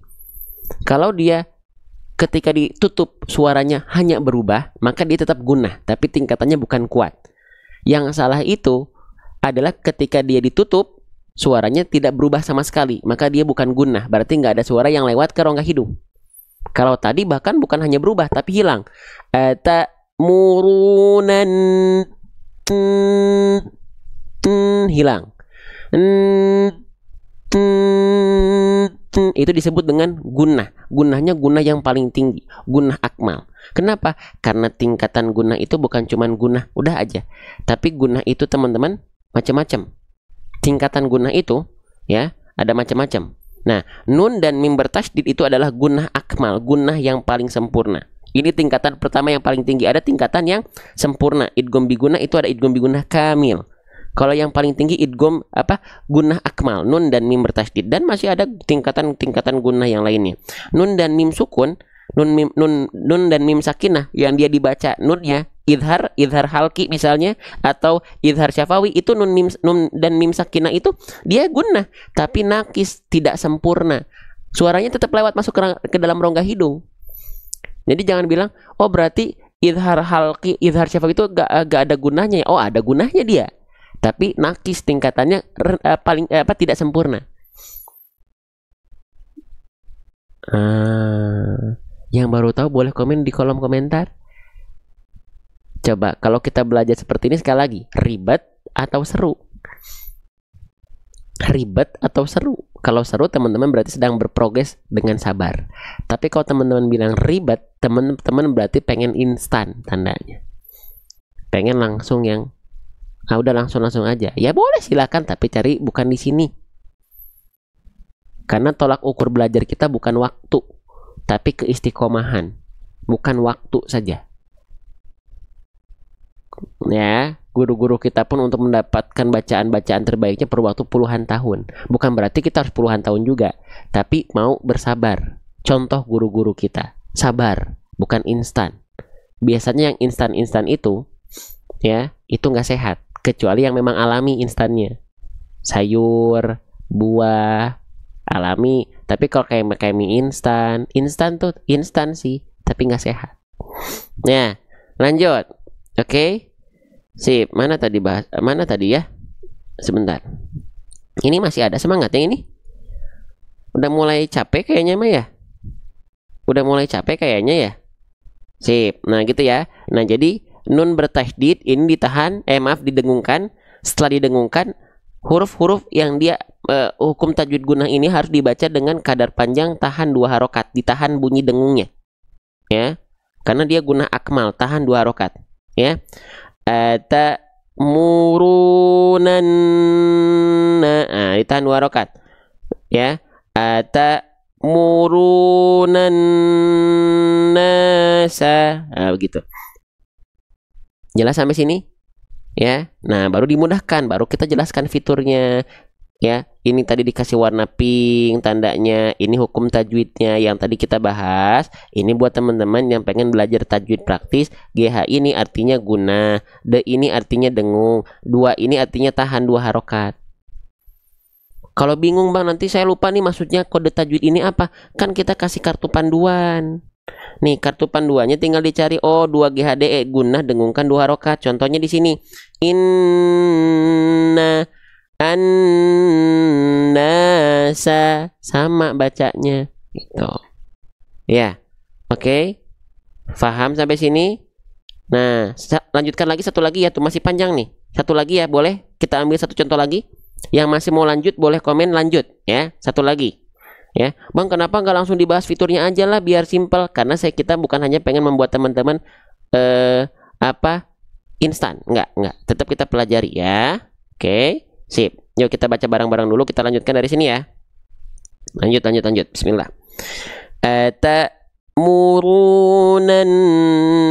nasa bil birri wa tansawna anfusakum wa antum Kita izin berhenti dulu di situ. Nah, di sini banyak tulisannya sama nih, iksa, iksa, dua iksa. Kita bahas yang paling awal saja di sini. Ya, teman-teman, sebelum kita bahas ini, mohon maaf kita nggak akan langsung ke fitur. Fitur itu nanti di akhir biar kerasa kemudahannya. Teman-teman, perhatikan ayatnya. Di sini kita mendapati ada nun sukun berjumpa dengan huruf sin. Ini hukum tajwid apa? Ada yang tahu? Sohib-sohibku yang saya cintai semua karena Allah. Ini hukum tajwidnya adalah ikhfa. Apa? Ikhfa. Ikhfa. Ya. Nah, hukum tajwidnya adalah ikhfa. Nama lengkapnya ikhfa hakiki. Ya. Nama selewatnya ikhfa, tapi lengkapnya ikhfa hakiki. Ya, ikhfa hakiki itu apa? Kenapa ini dikasih warna hijau? Iya, ini mau dijelasin, teman-teman. Ini huruf apa ini? Yang saya kasih warna oval nih, ya tanda apa bentuk oval nih, atau yang bawah nih yang saya tanda ini. Ini huruf nun. Nun dibacanya gimana? Dibaca dengan vokal an. Ya, watan sauna, watan sauna. Ya, an. Nah, an ini adalah nun sukun. Oke. Lalu sinnya berharokat fathah, maka dibacanya sa, watan sauna. Tapi kenapa tadi kita baca bukan watan sauna, tapi kita baca watan sauna? Kenapa ada mana kok bunyiannya kayak nggak kedengeran bang? Kemana bunyiannya tadi kok kayak hilang? Nah, ini ada hukum tajwid hakiki. Iya, apa itu bang? Yuk kita lihat dari buku saya.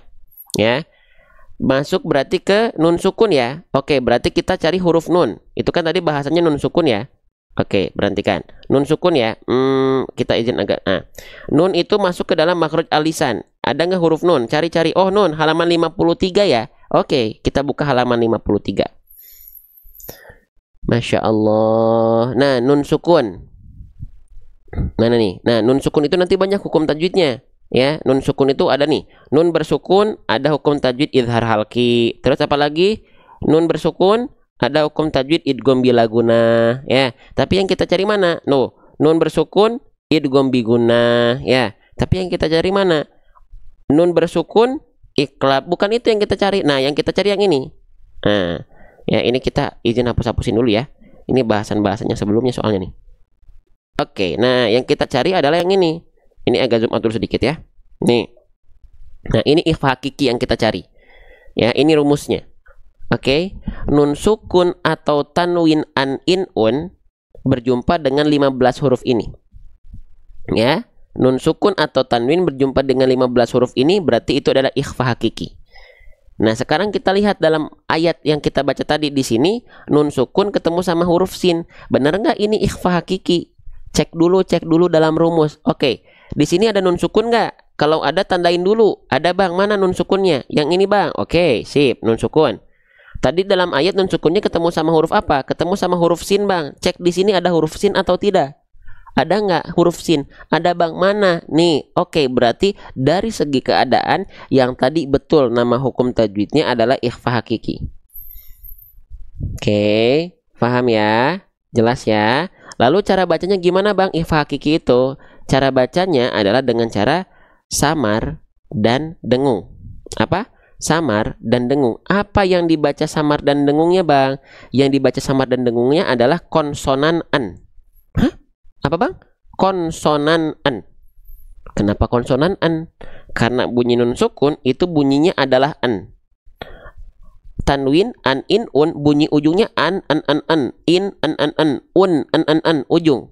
Bunyi konsonan ujungnya adalah an. Maka ini perihal menyamarkan dan mendengungkan bunyi an pada nun sukun atau tanwin. Contoh kasus kita fokus pada nun sukun di sini. Maka disamarkan, nih, nggak dibaca lagi nih. Ada ya tuh watan, annya ini kita ikhfakan, kita samarkan dan dengungkan. Watasauna, watasauna.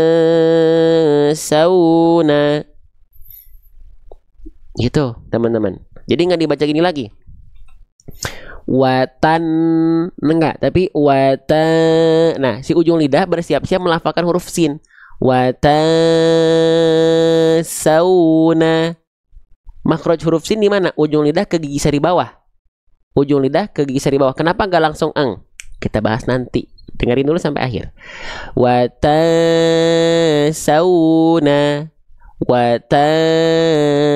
Tuh, ujung lidah siap-siap ke gigi sari bawah. Watasauna. Kelihatan nggak pergerakannya? Ya. watasawna, tasawna. Nah, ya. Oke, paham sampai sini? Samarkan, dengungkan. Tadi ada yang nanya, kenapa nggak langsung eng? Oke, pertanyaannya itu saya balik ke teman-teman. Ya, apakah iya semua hukum tajwid ikhfa itu semua dibaca dengan bunyi dengungan eng? Tolong komen di kolom komentar. Pertanyaannya saya balik ke teman-teman dulu. Apa iya bunyi semua hukum tajwid ikhfa hakiki itu semuanya eng? Jawabannya, yuk, apa? Tidak. Ya, hati-hati ini ya. Nah, jadi hukum tajwid ikhfa itu tidak semua dengungannya dibaca menyerupai dengungan mendekati ang, kecuali hanya dua huruf. Apa? Ketika nun sukun atau tanwinnya berjumpa dengan qaf ataupun kaf, baru dia didengungkan dengan dengungan yang mendekati ang. Ya. Saya menghafalkan huruf-huruf ikhfa dengan dilakukan, silahkan. Mau dilakukan kayak mau digimanain kayak ya, boleh. Ya, metode tuh banyak. Ya, mana metode terbaik? Nggak ada. Karena yang membuat teman-teman bisa bukan metode. Lagi-lagi, jangan menggabungkan metode. Saya pun tidak akan menggabungkan metode suruh hijaiyah. Pokoknya dengan metode suruh hijaiyah ini ke teman-teman 5 detik, 5 menit, 5 jam bisa baca Quran. Soal waktu, hasil bukan masalah, bukan dari manusia. Gak ada metode terbaik. Metode terbaik adalah metode yang membuat teman-teman mau belajar terus. Itu metode apapun namanya.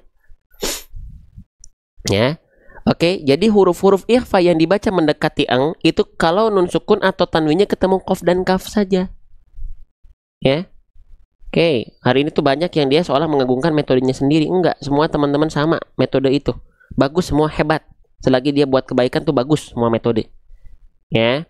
Gitu, oke. Nah, di sini contohnya nun sukun ketemu kaf, baru di sini dia dilafalkan dengan bunyi dengungan seperti ang. In kadzaba.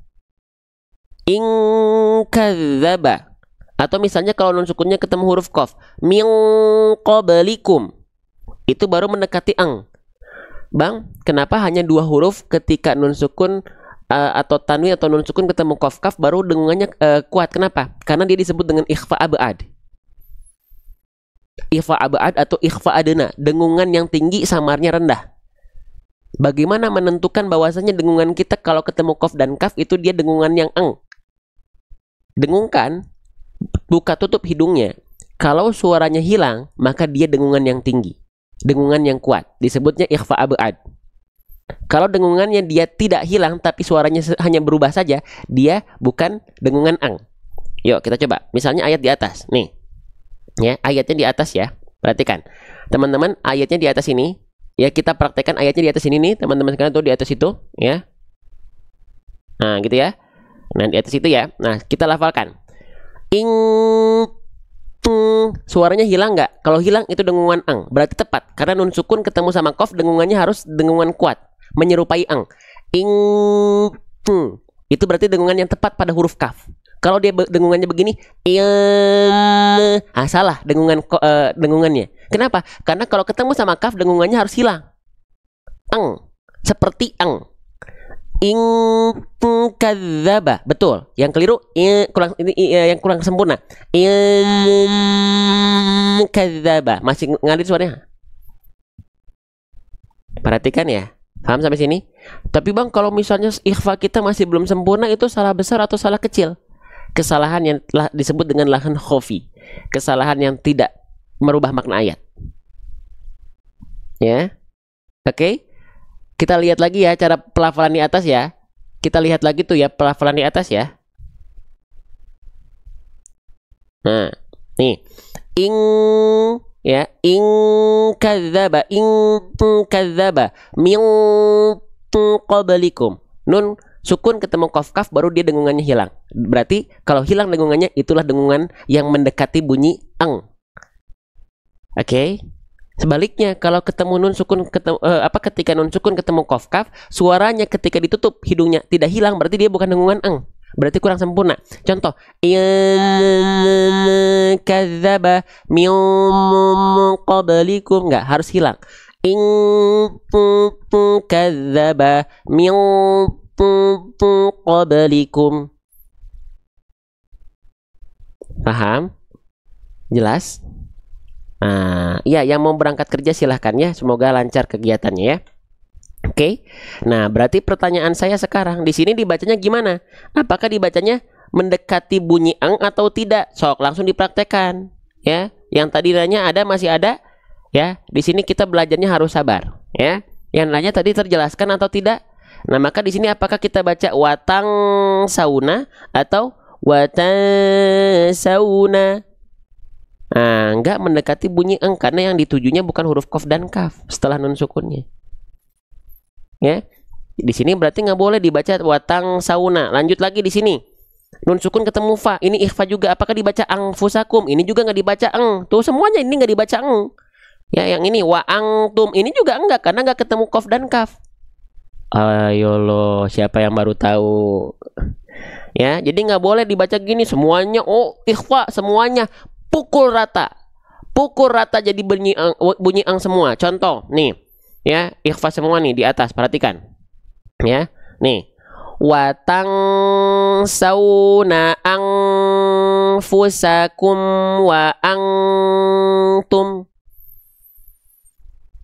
Enggak, tapi selain qaf dan kaf, samarkan, dengungkan, dan bersiap-siap lidahnya melafalkan huruf berikutnya. Perhatikan, misalnya ke huruf salah nih. Misalnya nih, yang watan sauna, ya. Ini lidah kita bersiap-siap melafalkan huruf sinnya. Watan, ujung lidah ini lagi ngawang nih. Dia belum mengarah ke gigi seri bawah. Watan, baru dia ketika mau melafalkan ujung lidahnya mengarah ke gigi seri bawahnya. Watan sauna. Misalnya kalau huruf fa, nih, bukan dibaca cuman afu, tapi afu, bersiap-siap melafalkan fa-nya. Anfusakum. Anfusakum. Ya, ini contoh, yang ini huruf ta nih, wa antum. Nih perhatikan. Di sini lidah kita bersiap-siap melafalkan huruf ta. Wa antum. Antum. Lidahnya dia ngawang kan? Atum, atum, lidahnya masih bebas dia. Atum, ya, gitu. Paham? Bang, tapi berarti selama ini saya salah dong. Ikhfa saya. Salahnya ini bukan salah besar, teman-teman nggak perlu khawatir. Oh, berarti nggak perlu diperbaiki. Oh, perbaiki dong. Perbaiki dong. Bukan berarti salah kecil itu adalah suatu namanya kesalahan adalah suatu ketidaksempurnaan. Namanya kesalahan adalah suatu ketidaksempurnaan. Tapi taunya kita ada salah besar, ada salah kecil, biar kita tahu mana yang harus kita latih terlebih dahulu. Apakah yang salah besar dulu, biar kita meminimalisir kesalahan besar dulu, baru kesalahan kecil. Makanya nanti teman-teman di kelas kita, di program umroh kita tuh nanti akan belajar Al-Fatihah. Yang kita kupas kesalahan besar dulu. Yang penting teman-teman terhindari dulu dari kesalahan besar. Termasuk nanti kelas-kelas kita, kelas spesial, kelas seru hijaiyah yang kita tunaikan itu meminimalisir kesalahan besarnya dulu. Karena kesalahan besar itu yang bisa merubah makna ayat. Ya, paham sampai sini? Paham teman-teman sekalian? Jelas ya? Sip. Kita lanjutkan kembali ya. Paham nggak sampai sini? Jelas ya? Nah, baru setelah kita ikhfakan, kita samarkan, kita dengungkan, baru kita tahan 2 harokat. Makanya di sini dipermudah. Baru kita bahas fiturnya mah terakhir biar kerasa gampangnya. Ya tuh, 2 iksa itu ikhfa, samarkan, dengungkan. 2 harokat. Ya, tuh. Maka kita baca. Ketika hijau iksa berarti samarkan, dengungkan bunyi nun sukunnya. Wa tasawna anfusakum wa antum. Ya, jelas. Nah, jadi kita bukan hanya mentang-mentang nanti saya mau nawarin produk ini saya cuma bahas fiturnya aja. Oh enggak, tetap pelajari dong pembelajarannya biar si fiturnya kerasa mudah. Memudahkan itu pun atas izin Allah, bukan karena si fitur ini, oh fitur ini pokoknya keren banget, pokoknya fitur metode ini pokoknya keren. Oh enggak, izin Allah semuanya juga. Ya, fitur ini hanya sebagai wasilah kebaikan cinta Allah buat kita, bukan si fiturnya ini betul-betul fiturnya ini keren. Oh enggak. Ya, nggak akan lebay juga. Oh pokoknya Al-Quran saya pakai ini buat teman-teman bisa. Pokoknya keren banget fitur ini. Enggak juga sih, ya. Tapi memudahkan iya, karena kita pelajari pelan-pelan. Ya, ada kebaikannya, Allah hadirkan di sana. Ya, gitu. Jadi nggak lebay juga untuk, oh ini pokoknya, oh ini teman-teman siap-siap yang mau ini. Oh nggak juga sih, gitu. Ya, yuk kita baca. Ya, yang ini kolpan sudah kita bahas kemarin. Yuk kita baca bareng-bareng. Ya, itu siap. وتنسون أنفسكم وأنتم تتلون الكتاب. Satu lagi deh, bahas jangan ya. Bahas jangan nih. Nanggung nih, bahas jangan nih. Kalau pengen dibahas, boleh komen lanjut. Nih, mbaknya perhatikan. Ini kita bahas jangan nih. Bahas ya. Sok masih ada nggak tapi semangatnya ya? Masih ada? Gitu. Oke, masih ada ya? Oke, kalau gitu. Kita lanjut ya. Kita lanjutkan. Bismillah. Nih, ini namanya huruf ba, teman-teman. Ini namanya huruf ba. Ketika dia tidak berharokat, namanya ba, ya. Bagaimana cara melafalkan huruf ba? Sebagaimana kita melafalkan huruf B pada abjad alfabet. Gimana? Babi bu abe. Babi bu abe. Ya, bibir atas, bibir bawah sentuhkan. Ya, babi bu. Tapi hati-hati ketika kita melafalkan ba, jangan sampai bibirnya terlalu dilipat. Babi bu abe. Enggak begitu. Oh enggak, biasa aja, jangan lebay. Jangan berlebihan. Biasa aja, ya. Nah, lanjut. Nah, selanjutnya huruf ba di sini teman-teman sekalian, ya. Kalau kita lihat dia berharokat baris atas. Teman-teman, basic huruf berharokat baris atas itu dibaca dengan vokal apa? Dibaca dengan vokal A. Maka kalau kita baca secara basic, maka kita baca menjadi, ya, kita baca menjadi al-kitaba tatlunal kitaba. Betul nggak gitu? Basicnya dulu. Betul nggak? Kita bahas basicnya dulu. Kitaba, betul ya? Karena dia berharokat fathah, maka dibaca basicnya dengan vokal A. Tapi kebetulan di Al-Quran ini ada tulisan kola. Nah, kalau selama ini teman-teman bingung kola itu apa? Kola itu artinya waqful aula, lebih utama untuk jeda. Makanya tulisannya ditulis jeda. Jadi nggak ada alasan teman-teman nggak belajar. Ya, kola waqful aula artinya adalah jeda di sini, berhenti. Ya, maka kalau kita jeda di sini, berarti kan huruf terakhir yang kita baca adalah huruf ba berharokat fathah. Apakah tetap kita baca tatlunal kitaba? Apakah tetap dibaca gitu kalau berhenti? Tatlunal kitaba. Jawabannya adalah tidak. Nah, kalau nggak dibaca kitaba, ba-nya dibaca gimana? Nggak dibaca dengan keadaan fathah. Tidak kita baca dengan keadaan fathah. Hah? Oh, berarti ba-nya dibacanya nggak dibaca dong, ba-nya hilang ya? Ba-nya dibaca hilang ya, Bang ya? Oh, enggak, ba-nya tetap dibaca. Ya, ba-nya tetap dibaca, tapi dia berubah menjadi sukun, sret. Oh, berarti kita baca gini ya, Bang. Tatlunal kitab. Betul, tapi belum sempurna. Bang, kan sukun. Ya, berarti kita baca kitab. Bukan hanya kitab. Huruf ba ketika sukun punya sifat. Sifatnya apa? Huruf ba, teman-teman. Nih, kita lihat di buku saya dulu. Huruf ba, halo, assalamualaikum, masih ada ini? Takutnya saya ngomong sendirian nih. Nih, huruf ba itu ketika sukun punya sifat yang muncul hanya ketika ba dalam kondisi sukun. Apa? Kolkolah. Kolkolah itu artinya memantul. Oh, berarti berarti ini kol itu artinya apa? Nanti dulu jangan ke fitur dulu Ini dulu. Berarti dia punya sifat namanya kolkolah. Fitur mah terakhir. Ya. Nah, berarti dia punya sifat namanya kolkolah. Kolkolahnya karena dia pada saat berhenti, kita jelaskan lagi dengan kolkolah kubro, kolkolah yang kuat. Ya. Tatlunal kitab. Nah, ada be-nya. Tatlunal kitab. Bukan kitab. Bukan. Betul dia jadi sukun, tapi kalau ba sukun ada kolkolahnya. Tatlunal kitab. Gitu ya. Oke. Nah, kolkolahnya kolkolah kubro.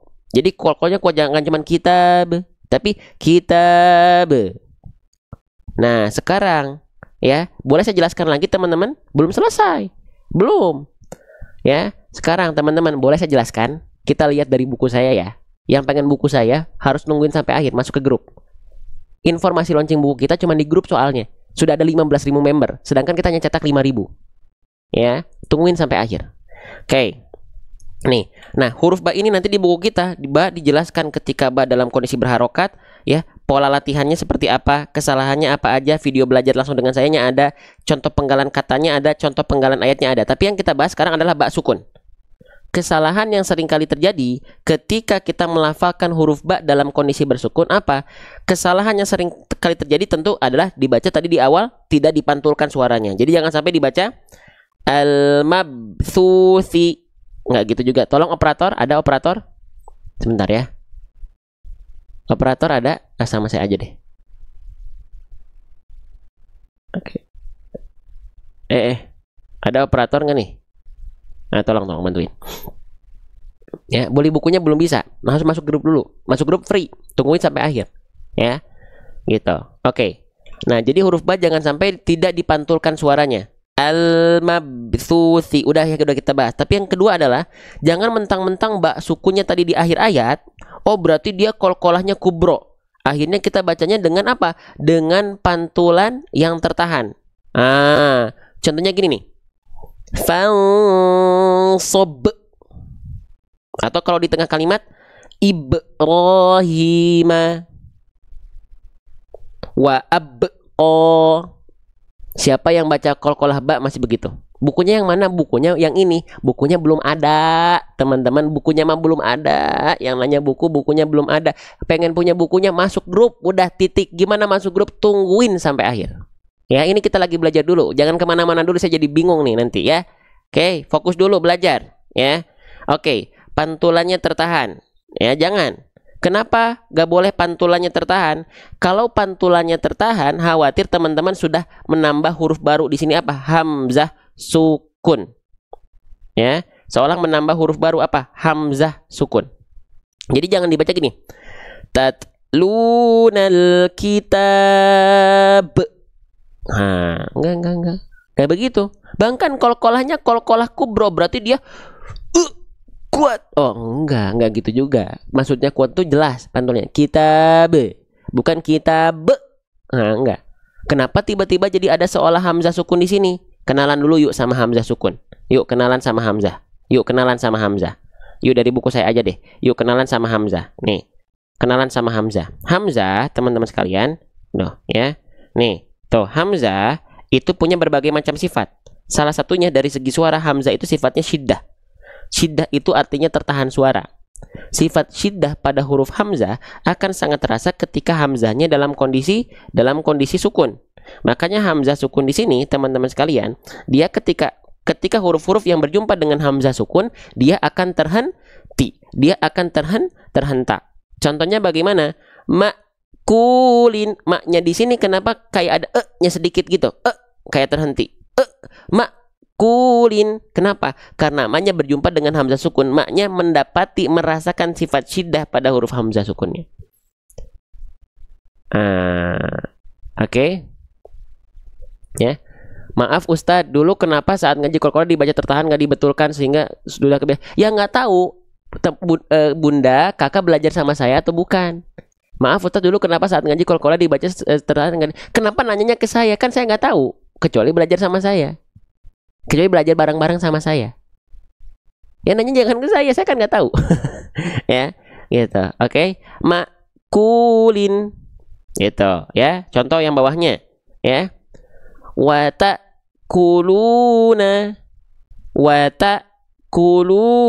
Tuh, taknya terhenti. Ya. Lanjut lagi, misalnya nih, yang ini, ya. Wayu tuh terhentak ya enggak? Iya enggak? Musadatun, bukan muso, enggak, bukan juga muso, tapi musadatun. Ya. Nah, maka itu huruf-huruf yang berjumpa dengan hamzah sukun itu terhentak. Tapi jangan sampai dibawa-bawa hamzah sukunnya ke sifat kolkolah dari huruf-huruf kolkolah. Qul huwallahu ahad. Allahus somad. Lam yalid wa lam yulad wa lam yakul lahu kufuwan ahad. Nah, kalau ada suara alarm seperti itu berarti tetot, keliru ya.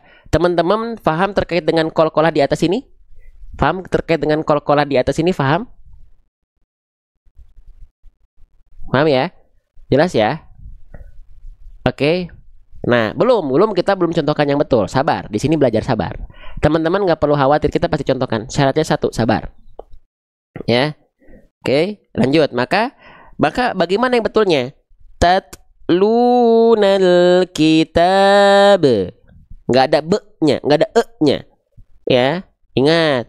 Menambah huruf, mengurangi huruf dalam suatu ayat, tertukar huruf itu kesalahan yang bukan main. Kesalahan yang besar. Ya. Kenapa kesalahan besar? Karena bisa merubah makna ayat yang terkandung dalam ayat yang kita baca. Kitab, enggak, tapi kitab. Paham? Jelas? Nah, gitu. Yang pengen punya buku seperti ini, ya, lengkap dengan video belajarnya, lengkap dengan video animasinya, ya. Ya. Oke, ini buku yang saya sedang buat, tidak menjadi yang terbaik tapi yang maksimal dari saya. Yang mau syaratnya satu, masuk ke dalam grup, karena informasi launchingnya hanya akan kami sampaikan di grup. Beres ya? Sip. Nah, sekarang kita kembali lagi. Nah, di sini dijelaskan di Al-Quran ini, kol pan, kol itu artinya apa, pan itu artinya apa, nol itu artinya apa. Nah, nih, tuh, kol-kolah pantulkan nol harokat, la ajron, jadi bukan la ajron, tapi la ajron, kol-kolah pantulkan nol harokat, nggak dipanjangkan. Ya. Oke, nah jadi dimudahkan karena di Al-Quran ini juga, ini memang Al-Quran untuk fitur tajwid, tajwid praktis. Ada kartu panduannya. Ya, gimana masuk grup? Tungguin sampai akhir. Kan saya udah bilang, mau masuk grup tungguin sampai akhir. Diam, tungguin, dengarkan. Simak, semangat belajarnya, ya. Gitu. Oke, yuk kita baca bareng-bareng lagi dari sini lagi ya.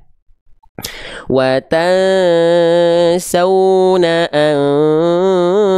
أَنفُسَكُمْ وَأَنْتُمْ تَتْلُونَ الْكِتَابَ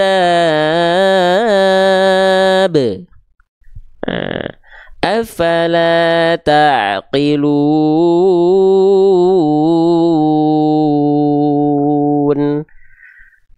Allahu Akbar.